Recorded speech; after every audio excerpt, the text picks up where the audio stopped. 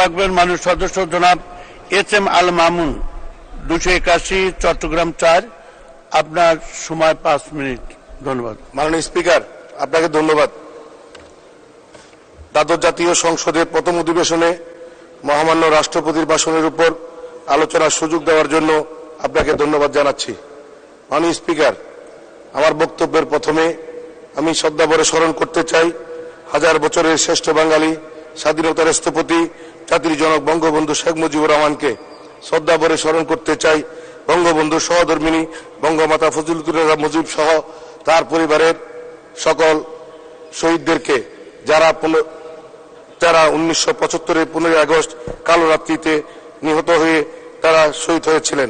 শ্রদ্ধাভরে স্মরণ করছি 3রা নভেম্বর কারাগারে যারা চার নেতা শহীদ হয়েছিলেন। আমি শ্রদ্ধাভরে স্মরণ করছি 1952 সালে বাসায় আত্মহতি দানকারী সকল শহীদদের। আমি আরো স্মরণ করছি মহান স্বাধীনতা সংগ্রামে 30 লক্ষ শহীদ, 2 লক্ষ মা বোনদের, যাদের সম্ভ্রমের বিনিময়ে আজকের এই স্বাধীন বাংলাদেশ আমরা অর্জন করেছি। মাননীয় স্পিকার, শুকরিয়া আদায় করছি মহান আল্লাহ রাব্বুল আলামিনের কাছে। আমি কৃতজ্ঞতা প্রকাশ করছি স্মার্ট বাংলাদেশের রূপকার, স্মার্ট বাংলাদেশের স্বপ্নদ্রষ্টা, জাতির জনকের কন্যা মাননীয় প্রধানমন্ত্রী জননেত্রী শেখ হাসিনার কাছে, যার দোয়া এবং দয়ায় আজকে আমি এই মহান সংসদে দাঁড়িয়ে কথা বলতে পারছি। বাংলাদেশ আওয়ামী লীগের মনোনয়ন নিয়ে মহান সংসদে আসার সুযোগ হয়েছে।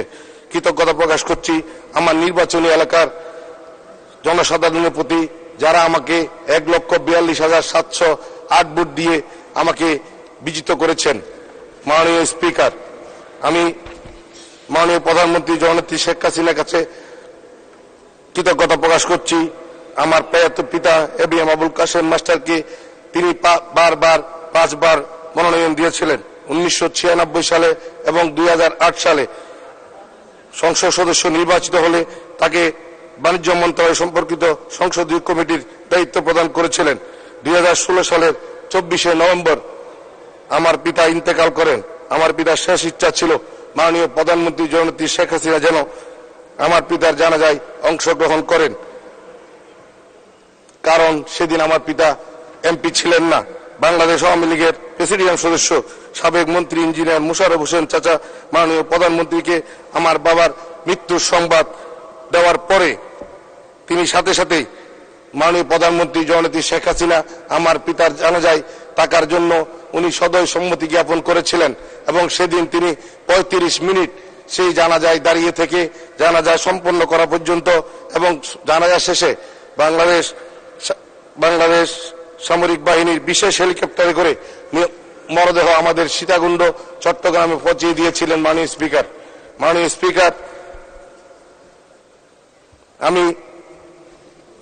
স্পিকার, আমি মাননীয় প্রধানমন্ত্রীর কাছে আরো কৃতজ্ঞ।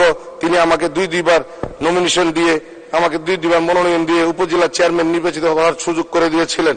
মাননীয় স্পিকার, বিগত 30শে জানুয়ারি দ্বাদশ জাতীয় সংসদের প্রথম অধিবেশনে সূচনায় মহামান্য রাষ্ট্রপতি 143 পৃষ্ঠার ভাষণের মাধ্যমে বর্তমান সময়ের সফল প্রধানমন্ত্রী জননেত্রী শেখ হাসিনার সকল উন্নয়নের বাস্তব চিত্র তুলে ধরেছেন।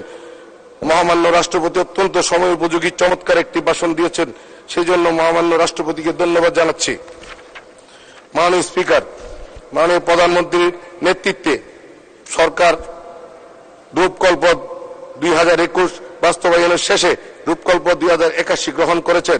মাননীয় প্রধানমন্ত্রী জননেত্রী শেখ হাসিনার নেতৃত্বে দেশ এগিয়ে যাচ্ছে। মাননীয় স্পিকার, আমার নির্বাচনী এলাকা 281 চট্টগ্রাম 4 সীতাকুণ্ড উপজেলা আকবরশাহ থানা এবং পাহাড়তলী থানার একাংশ নিয়ে আমার নির্বাচনী এলাকা গঠিত। মাননীয় স্পিকার, আমার এই এলাকায় শিল্প, কৃষি এবং পর্যটন নির্ভর এলাকা। বর্ষা মৌসুমে জলবদ্ধতা নিরসনে সীতাকুণ্ডের সলিমপুর থেকে শহীদপুর পর্যন্ত প্রায় 52 কিলোমিটার বেড়িবাঁধ সংস্কার এবং খালের উপর নির্মিত সুইচ গেটের অকেজো গেটগুলো দ্রুত সংস্কার এবং সুইচ গেটের উভয় পাশে ভরাট হয়ে যাওয়া খালগুলো খনন করা অত্যন্ত জরুরি। মাননীয় স্পিকার, বারবকুণ্ড এলপিজি শিল্প এলাকায় এবং আকবরশাহ পাহাড়তলী থানায় এলাকায় ফায়ার সার্ভিস স্টেশন স্থাপন জরুরি। দেশের একমাত্র জাহাজ বিভাজন শিল্প শিপ ব্রেকিং এবং রিসাইক্লিং জোনটি ভৌগোলিক কারণে আমার নির্বাচনী এলাকা সীতাকুণ্ডে অবস্থিত। মাননীয় প্রধানমন্ত্রী 2010 সালে শিপ ব্রেকিং রিসাইক্লিং সদস্য 1 মিনিট বলবেন। সেক্টরকে শিল্প মন্ত্রণালয়ের অধীনে ন্যস্ত করেছেন। এই সেক্টর থেকে সরকার বাৎসরিক রাজস্ব আয় করেন 12 থেকে 1500 কোটি টাকা। দেশের লোহার মোট চাহিদার 90 লক্ষ টন এর প্রায় 25 লক্ষ টন যোগান দেয় শিপ রিসাইক্লিং সেক্টর। এই শিল্পকে পরিবেশ সম্মত সময় উপযোগী গ্রিন শিপইয়ার্ড করার জন্য কার্যক্রম শুরু হয়েছে। শিপইয়ার্ডগুলি নির্মাণ করার জন্য 2025 সাল পর্যন্ত সময়সীমা বেঁধে দেওয়া হয়েছে। তা আমি মনে করি 2030 সাল পর্যন্ত বর্ধিত করা প্রয়োজন। শিপ ব্রেকিং ইয়ার্ডগুলি অত্যন্ত ব্যয়বহুল এবং গ্রিন শিপইয়ার্ড করা অত্যন্ত ব্যয়বহুল এবং নির্মাণে বৈদেশিক আর্থিক অনুদান প্রয়োজন। আমি মাননীয় মন্ত্রী মহোদয়কে 2030 সাল পর্যন্ত সময় বৃদ্ধি করার জন্য বিশেষভাবে অনুরোধ জানাচ্ছি। মাননীয় স্পিকার, আমার এলাকায় সনাতন ধর্মাবলম্বী যে তীর্থস্থান চন্দ্রনাথ ধাম এলাকাটি উন্নয়ন করা এবং আধুনিকায়ন করা প্রয়োজন। সদস্য সময় শেষ, 1 মিনিটের মধ্যে শেষ করুন। কুলিয়াখালী বিচ এবং ইকো পার্কে সংস্কার উন্নয়নের পদক্ষেপ নেওয়া প্রয়োজন। পাহাড়তলী আকবর্ষা এলাকায় অত্যন্ত ঘনবসতিপূর্ণ একটি এলাকা। এই এলাকায় জনগণের চিকিৎসা সেবা করতে কর্ণাহাট হাসেম নাজের হাসপাতালকে 10 শয্যা থেকে 50 শয্যা উন্নীত করা প্রয়োজন। মাননীয় স্পিকার, আমার এলাকায় ভৌগোলিক কারণে একদিকে সমুদ্র আরেকদিকে পাহাড়। আমার এই এলাকাতে পর্যটনের অপার সম্ভাবনা রয়েছে। আমি মনে করি আমাদের এই এলাকা সীতাকুণ্ড এলাকাতে যদি পর্যটন ভিত্তিক একটি শিল্প গড়ে তোলা হয়, আমাদের দেশের রাজস্ব ইনকাম আরো বেড়ে যাবে। মাননীয় স্পিকার, আপনাকে ধন্যবাদ। পরিশেষে আমার বক্তব্য শেষে জয় বাংলা, জয় বঙ্গবন্ধু। ধন্যবাদ সবাইকে। আসসালামু আলাইকুম। ধন্যবাদ মাননীয় সদস্য, আপনাকে অসংখ্য ধন্যবাদ।